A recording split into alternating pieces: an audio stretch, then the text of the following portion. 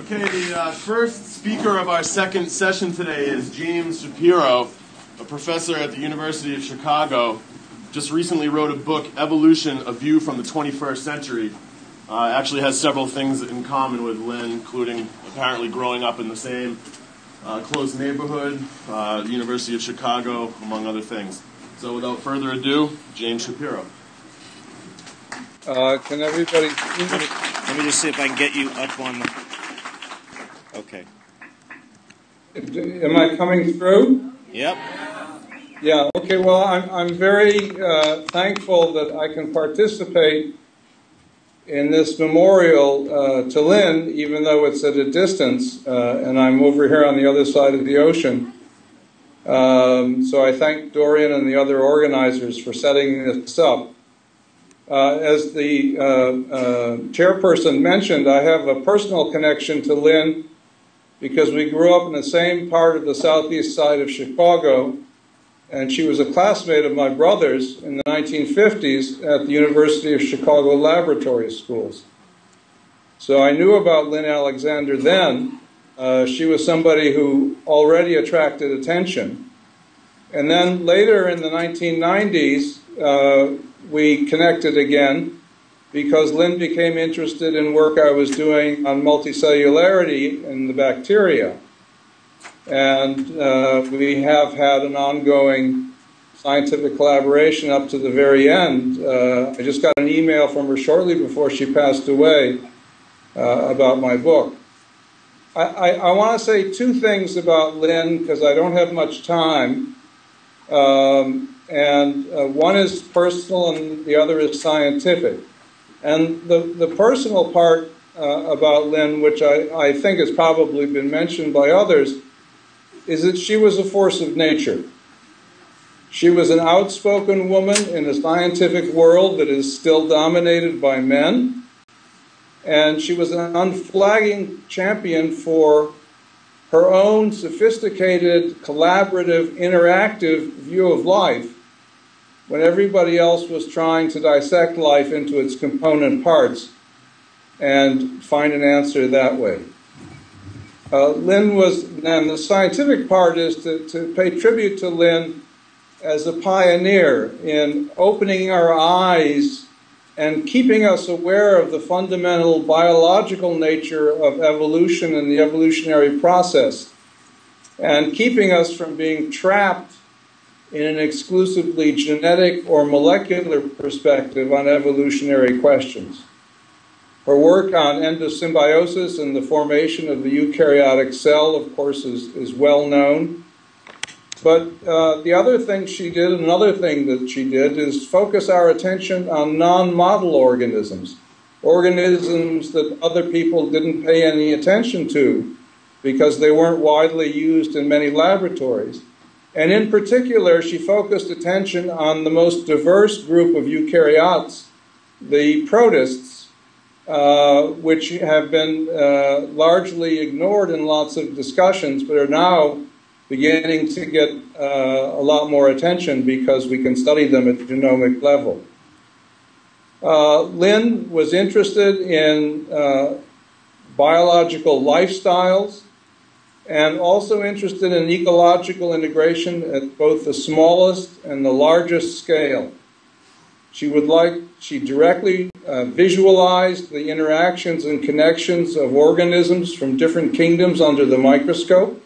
She made movies and she talked about what these close connections meant to us and why we should pay attention to them.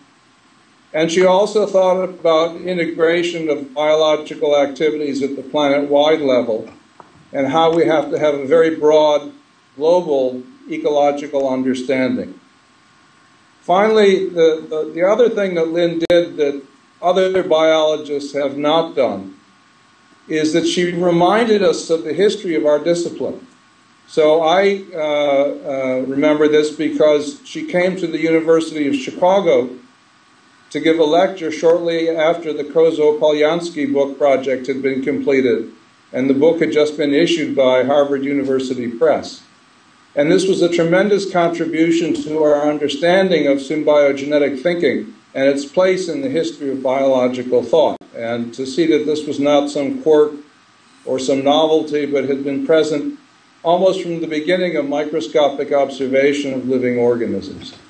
So for all these reasons, I feel personally that I have to be grateful to Lynn. She opened my eyes on many subjects, and I think we all owe her a tremendous debt of gratitude for keeping biology biological and keeping it focused on life rather than just molecules. So that's what I have to say in tribute to Lynn. Thank you.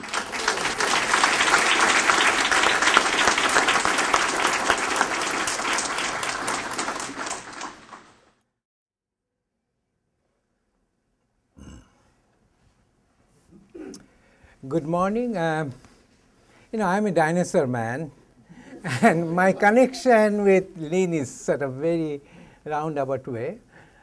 I was at that time writing a book to be published by the University of Chicago called The River of Life, and there, at the very first chapter, I actually mentioned about symbiogenesis, and I was very hesitant. So the first 2 chapters I sent, to Lynn. I never knew her, to review. And then maybe after a month, I got a call. She said, I have to come and see you. And this is how I came to know. She came to Texas, and you can see sort of West Texas. I took her to the Triassic deposits. And so this is one of the things, she really liked it, and she said, go for it. I never thought that symbiogenesis could be, occurring at such a low level.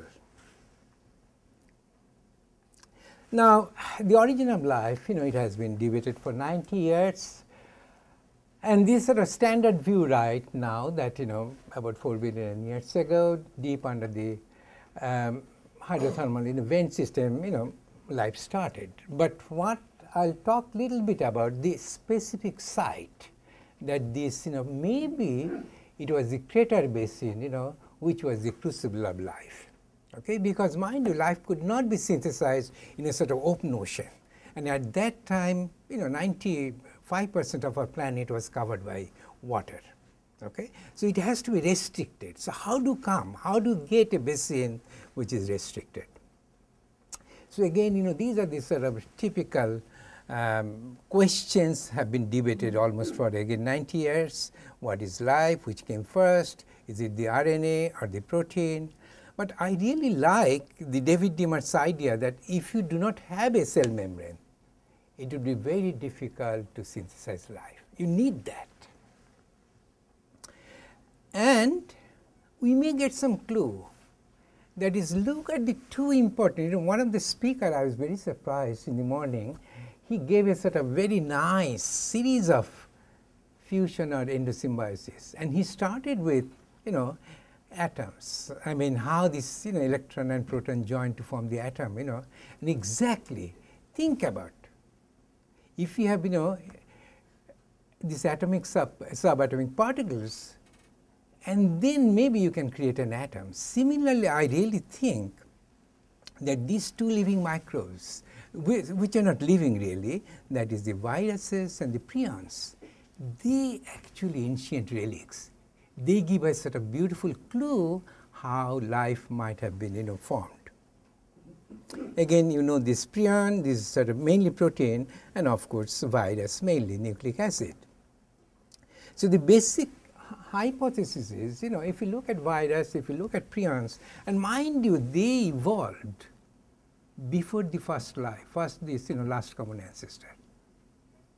And if that is the case, and look at the functional similarity, the homoplasy, that is, virus is just like, they do this, nucleic acid, they do this heredity, whereas the prion, do all the metabolisms. Is it just a coincidence, or, it is some kind of heirlooms or, ancient relics?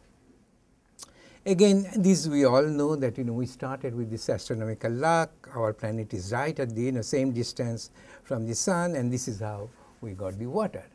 But if you look at a broad perspective, which Lynn really wants, that we have to understand the origin of life in a sort of bigger perspective. And that is, this is sort of 4 hierarchical level. That is the cosmic, that's the geologic, chemical, and finally biological. Again, we all know cosmic stages. That is, this is the crucial time, the last, heavy bombardment time. And if we can create, if we know what was the, condition of our planet, then we may have some ideas, how life might have been started, okay? And of course, there are two aspects. One is how these, molecules really, they definitely came from space, and then our Mother Earth basically is sort of, crucible. They actually, within the, right place, it has been synthesized. Again, look at these comets and meteorites, okay? They actually contain, most of the material we see. These are the building blocks of life, okay? Look at the Murchison meteorite, you have everything. If you look at this, when comet Hale-Bopp was sort of passing, when they did this, spectral analysis, almost all of the monomers have been identified. So you see, it really becomes much simpler when it comes from this cosmic stage. And again, Diemer actually sort of extracted, some of the Murchison meteorite, and you can see how the bubbles are, they are phospholipid membranes, they are sort of forming. The second stage is the geologic stage. And being a geologist, you have to come up with a sort of real, right kind of crucible. Okay? As I said, that ocean would not be the ideal, because if it is too big, it will be diluted. You need a sort of very concentrated form of life. So where can you get it? Again, we know that this is the period when our Earth was bombarded, and it would look like almost like this, sky, surface of the moon or Mercury. But what happened? Recent simulations suggested that during that time, at least there are 100 big craters. The diameter was, like 500 kilometers to 1,000 kilometers. Okay, they were there, and of course, as you know, at the crater rim, they are really high. So this is how you get a sequestered basin. You need a sort of separate place where these molecules could be concentrated, could be synthesized. So this is the very first thing. That is, you need a crater basin. Question is there any geologic evidence to support? And I think yes. If we look at the three important areas where the signatures of life has been found, whether the Aquileia Isuab craton, whether Kapval craton or Pilbara craton, they are called, 5 to 3.9 billion years. And look at the rock. Now, if you look at these things, this rock, these greenstone belts, one of the very interesting things is that, they have a symmetrical structure. If you look at the two sides, they're just like two syncline, and at the middle, and this is exactly what happens in a sort of complex crater. There is a central peak, you get these annular basins, and mind you, at the time crust was very thin. And so you get this melted rock, like rhyolites and this comatite. And so no doubt, it looks like, and mind you, this greenstone belt is about 500 kilometer, diameter. This is exactly what, they have simulated. So we know, again, it has been debated, the origin of this greenstone belt. Is it really the plate tectonic started? Is it the ridge boundary? Is it the trench boundary? I believe that, just before the plate tectonic started, this is really, eventually, they may turn into a ridge. But so these crater basin, it's like a sort of terrestrial Maria. They have this hydrothermal, vent system. And of course, we all know this, how this sort of very fascinating ecology and the life could have been, So there is no doubt that the very first life would be very similar to thermophils we see today, okay? Both. Now, so one of the important things is this, membrane. Okay, at that time, maybe our planet, the whole ocean floor of the crater basin, it will be like a slick. And because, there's sort of beautiful convecting current is going on, so these, phospholipid membrane, they'll eventually come to the floor of this, hydrothermal vent. And mind you, these sediments, they will be the griddle. This is where this, membrane would be sort of attached. It's very important. You have to come up with a mechanism by which membrane really can encapsulate it. And this membrane was, almost like today's thermophil membrane. It's sort of monolayer, okay? Not like today's, but So again, all the Murchison meteorites, they really contain this phosphorate membrane. So membrane creation is really nothing. Probably it came from space. In the chemical stage, two important things happen. One is the chirality, this handedness. This is a unique feature of all life we see today. Why the amino acids are left-handed and why the sugar, the nucleic acid, is right-handed. In fact, one of the things NASA would do immediately, if they find a sort of life like microbes or bacteria, they will check this chirality. If they think that they have the same kind of signature like us, maybe life started at the same time. If it is different, maybe they have their own life system. Okay? But no doubt these things really happened during this time. And of course, then the polymerizations, and of course, there are lots of crystals like calcite. They can really separate left-handed from right-handed. So this is the scenario. So these cell membranes, and mind you, the most important thing is this mineral substrate. And there is a niche partition. And the clay would be the ideal for this synthesis of nucleic acid for the polymerization, whereas the pyrite would be just good for protein. So this is the biologic stage, and this is where Lynn played such an important role. And I really think she would be remembered just like Darwin and Mendel and Meyer. So this is the main theme. So you see here that is the two substrate. One is the clay, one is the pyrite. And in this model, there is no first or last. They are all forming simultaneously. Okay. In the clay substrate, on the left side, you will see this, how this RNA or the protovirus, they are forming. On the right side, you will see this just protoprions they are forming. The very first serial endosymbiosis would be this, the membrane, and this is where this, protein would be contributed. Then there will be sort of fusion. The second round of endosymbiosis would be really how the retrovirus forms. Basically, it's sort of, capsulated by protein. Third stage would be really sort of uDNA, and then, of course, tDNA. And once it started to divide cell, that is the sign of life. So again, in this environment, you can see how this, life could be formed simply by symbiotic, combination of protoprions and, protoviruses.